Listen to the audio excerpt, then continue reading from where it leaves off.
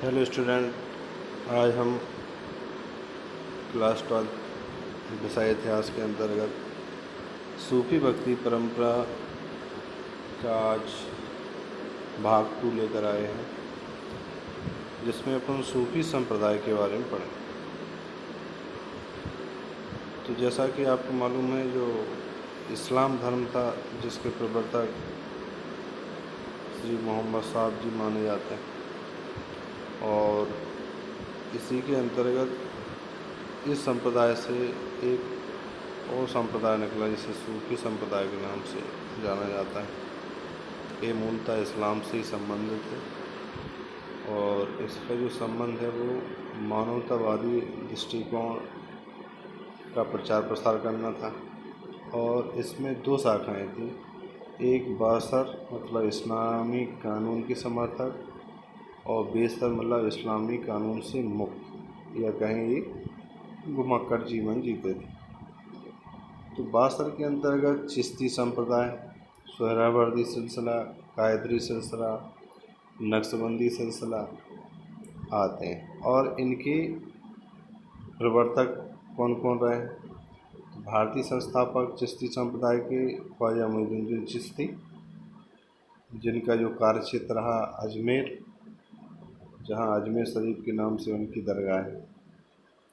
दूसरा है सोहरावर्दी सिलसिला, इसके संस्थापक शहाबुद्दीन सोहरावर्दी रहे।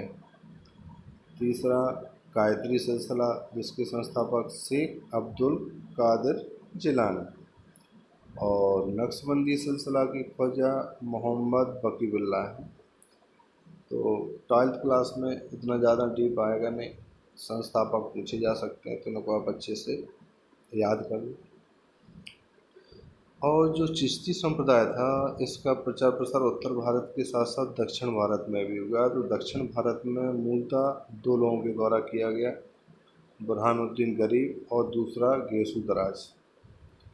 तीसरा उत्तर भारत में ख्वाजा बख्तियार काकी, ख्वाजा मोइनुद्दीन चिश्ती,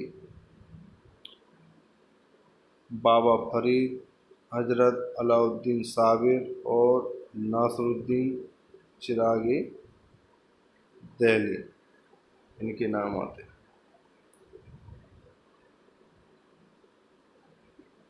अब सूफी संप्रदाय किसे कहते हैं? तो दिल्ली सल्तनत काल में इस्लाम धर्म में जो सबसे महत्वपूर्ण घटना घटी, उसी के फलस्वरूप सूफीवाद का उदय होता है। अब सूफीवाद ये कैसे पनपा, ये क्या शब्द है, इसके बारे में पढ़ते हैं कि अरब प्रदेश में जो व्यक्ति सफ़ मतलब ऊनी वस्त्र पहनते थे, बाद में शुद्ध और पवित्र आचरण विचार वाले व्यक्ति ही सूफी कहलाए। एक मानता तो ये है।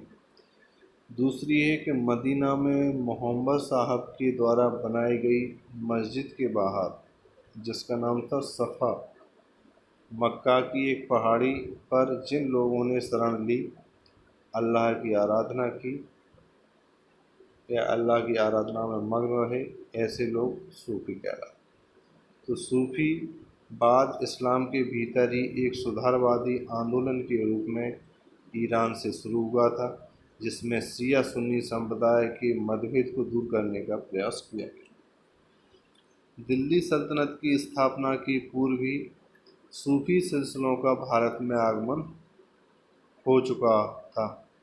13वीं शताब्दी से लेकर लगभग 13वीं शताब्दी तक लगभग 14 सिलसिले भारत आ चुके। अब सूफीवाद की क्या पृष्ठभूमि, मतलब ये दार्शनिक सिद्धांतों पर आधारित था। इस्लामी कट्टरपन को त्याग दिया, धार्मिक रहस्यवाद को स्वीकारा, कर्मकांड और कट्टरपंथी विचारों का विरोध किया, इस्लाम और कुरान को उन्होंने स्वीकारा। और ईश्वरवाद के समर्थक थे। वे ईश्वर को प्रियतमा के समान मानते थे और ईश्वर की आराधना में या ईश्वर को आकृष्ट करने के लिए वो नाच गाना कव्वाली, और इसके अलावा वो अपने शरीर को, अपने मन को पवित्र रखने के लिए त्याग, प्रेम, भक्ति, उपासना, अहिंसा जैसे आचार विचारों को अपनाते थे। सूफी विचारधारा में गुरु, मतलब सूफी विचारधारा में जो गुरु होते हैं उनको क्या कहते थे? पीर। और शिष्यों को मुरीद कहा जाता था। के बीच संबंध पर अधिक बल दिया गया। प्रत्येक पीर अपना उत्तराधिकारी, मतलब उत्तराधिकारी किसे बोलते हैं? बली, नियुक्त करता था। कुछ समय पश्चात क्या होता है, सूफी में बासरा मतलब इस्लामी विधान मानते थे और बेसरा जो इस्लामी विधान नहीं मानते थे, ये घुमक्कड़ थे। तो भारत में सूफियों का आगमन महमूद गजनवी, जिसका 1001 से शुरू होता है, और प्रथम सूफी संत शेख इस्माइल, ये लाहौरी थे, लाहौर के रहने वाले थे, लाहौर में रहते। इनके शिष्य हुए शेख अली बिन उस्मान अल हुजबीरी, और इन्हें दाता गंज बख्श नाम से भी जाना जाता है। इनका भी क्षेत्र कहाँ रहा? लाहौर, पाकिस्तान में। और इन्होंने एक पुस्तक भी लिखी, किताब कशफुल महजूब। तो इसके बारे में आप, जो भी सूफी मत में कैसे शुरुआत हुई, प्रथम सूफी संत कौन थे, इनके बारे में आप अच्छे से रीड कर लेना। और ये कुछ चिश्ती सिलसिला के प्रमुख उपदेशक हैं, जिसमें उनकी मृत्यु और उनकी दरगाह कहाँ पर स्थित है, ये आपको कभी कभार क्या होता है, जोड़ी के रूप में पूछ लिया जाता है कि जोड़ी मिलाइए। तो इसके लिए आप इसको अच्छे से रीड कर लेंगे कि शेख मोइनुद्दीन चिश्ती 1235 में इनकी मृत्यु, अजमेर में इनकी दरगाह है। ख्वाजा कुतुबुद्दीन बख्तियार काकी, ये भी 1235 दिल्ली में। शेख फरीदुद्दीन गंजे से सकर 1265 अजोधन, पाकिस्तान। शेख निजामुद्दीन औलिया 1325 दिल्ली। और शेख नासरुद्दीन चिरागी दहली 1356, इनका भी जो है दरगाह दिल्ली में स्थित है। इनको आप अच्छे से रीड कर लें। और ये नटराज, जैसा कि शैव संत के बारे में पहले बताया था कि जो शैव संप्रदाय में विशेष तौर से जो दक्षिण भारत में संत थे, उनकी ये नटराज परंपरा प्रचलित थी दक्षिण Bharat.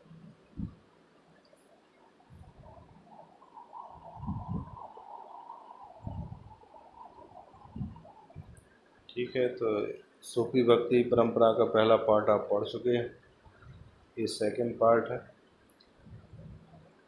Thank you. Like and subscribe कर लें सभी लोग वीडियो, जिससे आप निरंतर मिलते रहें। Thank you.